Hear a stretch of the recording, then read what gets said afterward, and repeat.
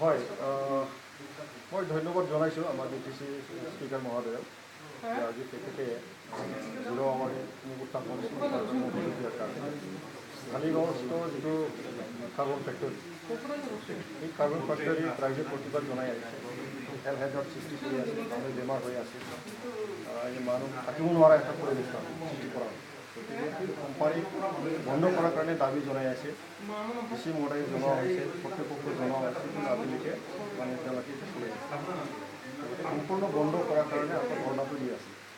গতিকে carbon factory যিহেতু transport charges BTC small scale ইণ্ডাষ্ট্ৰিত পৰি বিটিচি কৰ্তৃপক্ষই তেখেতৰ ওপৰত মানে বক্তব্য ৰখাৰ এটা সুবিধা আছে। গতিকে সেইকাৰণে মই সেই উদ্দেশ্যে এই ৰাইজৰ যিটো বিচাৰা পাব্লিক ইম্পৰ্টেঞ্চ আছে, গতিকে বিটিচিয়ে নিজাববীয়াকৈ এই ফেক্টৰীৰ ওপৰত ব্যৱস্থা ল'ব লাগে বুলি মই দাবী কৰিছোঁ। আৰু মই ধন্যবাদ জনাম বিটিচি কৰ্তৃপক্ষক যে তেওঁলোকে আজি হাউচ কমিটি বনালে। ফেক্ট ফাইণ্ডিং তাত যাব এটা কমিটি, আৰু সেই কমিটিৰ দ্বাৰাই আচলতে সেই কাৰ্বন ফেক্টৰীয়ে ৰাইজৰ মাজত কি সন্ত্ৰাস চলি আছে, পলিউশ্যন কৰি আছে নে কৰা নাই, এইবিলাক গোটেই ফেক্ট ফাইণ্ডিং তাত কৰা হয়। তাৰ পৰিৱৰ্তে পৰ্যায়ত সি মানে কোম্পানী বন্ধ কৰাৰ কাৰণে ব্যৱস্থাটো নিশ্চয় কৰা যাব।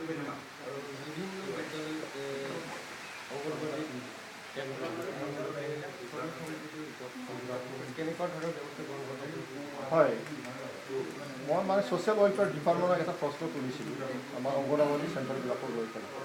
দুৰ্ভাগ্যজনক সেইটোৱে যে আজি উন্মোচন হ'ল যে অতি বিটিচি অঞ্চলত 10 মাহ ধৰি আজিলৈকে শিশু খাদ্য দিব পৰা নাই। ছাপ্লিমেণ্টাৰী নিউট্ৰিচিয়াল এছেণ্টিৰ জৰিয়তে ছাপ্লিমেণ্টাৰী মানে নিউট্ৰিচিয়াছ প্ৰগ্ৰামৰ জৰিয়তে শিশুক খাদ্য দিব লাগে। সেই খাদ্যটো দিবৰ কাৰণে অসম চৰকাৰে বিটিচিক আজিলৈকে 10টা মাহ দিয়া নাই বুলি আমাৰ মানে মহোদয়ে আমাক জনালে, হাউচত জনালে। সেইটো আমাৰ কাৰণে দুৰ্ভাগ্যজনক। আৰু সেইকাৰণে মই বিটিচি আহ্বান জনাম, যিহেতু ষ্টেট চৰকাৰ, বিটিচি চৰকাৰ একেলগে চৰকাৰ, চেণ্ট্ৰেল চৰকাৰ একেলগে চৰকাৰ, তেওঁলোকে সেইটো নকোৱাৰ কোনো কথা নাথাকে। গতিকে সেইটো আনফৰ্চুনেট, বিটিচিৰ কাৰণে আনফৰ্চুনেট, আৰু শিশুৰ কাৰণে খাদ্য দিব নোৱাৰাটো আনফৰ্চুনেট, আটাইতকৈ আনফৰ্চুনেট। তো গতিকে তাৎক্ষণিকভাৱে বিটিচিয়ে ইয়াৰ ব্যৱস্থা ল'ব লাগে, আৰু অনাগত দিনত যাতে কোনো পৰ্যায়ে ইয়াত গেপছ নহয়, ইয়াৰ কাৰণে বিটিচি কৰ্তৃপক্ষে তাৎক্ষণিকভাৱে ব্যৱস্থাটো লোৱা যাওক।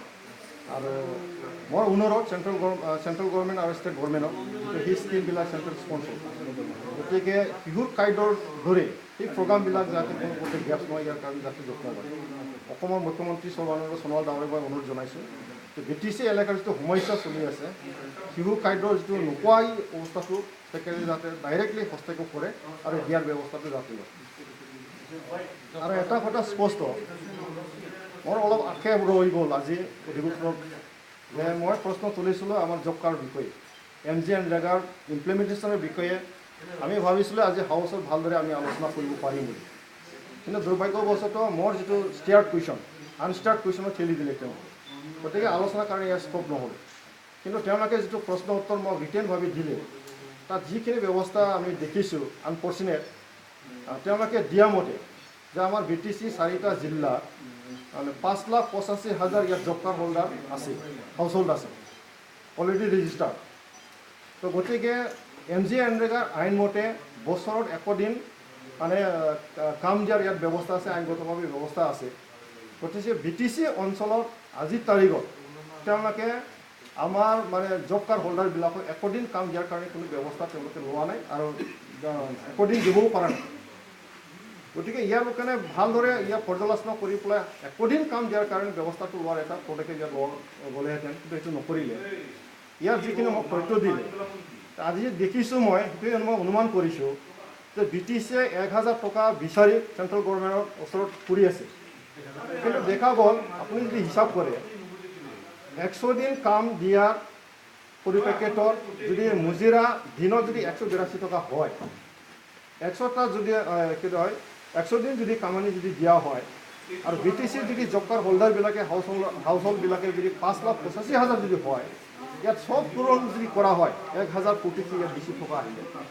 সেইটো বছৰে সেইটো কাটাম কাম কৰাৰ বিনিময়ত পইচাটো আদায় কৰিব লাগে আৰু ৰাইজক মানে কাম কৰাই ৰাইজে কাম কৰিহে পইচাটো আদায় কৰি দিয়ে তো ইমপ্লিমেণ্টেশ্যন লেভেলৰ যদি ভালদৰে যদি ইমপ্লিমেণ্টেশ্যন কৰা ইয়াৰ ব্যৱস্থা কৰা হয় 1000 কোটি বছৰ আহি থাকিব আৰু 1000 কোটিৰ দ্বাৰা ইয়াত যিকোনো গ্ৰাম উন্নয়নৰ কাৰণে কৰিবৰ কাৰণে ইয়াত ব্যৱস্থা আছে সেইখিনি ভালদৰে কৰিব পৰা অৱস্থা তো গতিকে এই ইমপ্লিমেণ্টেশ্যন MGNREGA ইমপ্লিমেণ্টেশ্যন BTC কৰ্তৃপক্ষই আজিলৈকে কোনো গুৰুত্ব দিয়া নাই সেইটো মই পৰিলক্ষিত হৈছে ভালদৰে আলোচনা কৰিব লাগিছিল নিজে BTC এইটো আলোচনাত আনিব লাগিছিল আজিলৈকে অনা নাই গতিকে এইটো আকেব ধৰি গ'ল কিন্তু এটা মোৰ অনুৰোধ BTC কৰ্তৃপক্ষ আৰু অসমৰ চৰকাৰৰ মোৰ অনুৰোধ যে অসমৰ ৰাইজক আমাৰ BTC অঞ্চলৰ ৰাইজক পাৰ হাউচ হোল্ডাৰ যিটো MGNREGA আইনগতভাৱে যিটো ব্যৱস্থা সেই ব্যৱস্থাটো তাৎক্ষণিকভাৱে সম্পূৰ্ণভাৱে 100 দিন কাম দিয়াৰ কাৰণে যিটো ব্যৱস্থা সেইটো তাৎক্ষণিকভাৱে ইমপ্লিমেণ্ট কৰাৰ ব্যৱস্থাটো ল'ব লাগে সেইটো মোৰ এটা দাবী আপোনালোকে এটা কুৱেশ্যন মই কৰিব বিচাৰিছোঁ যিহেতু আপুনি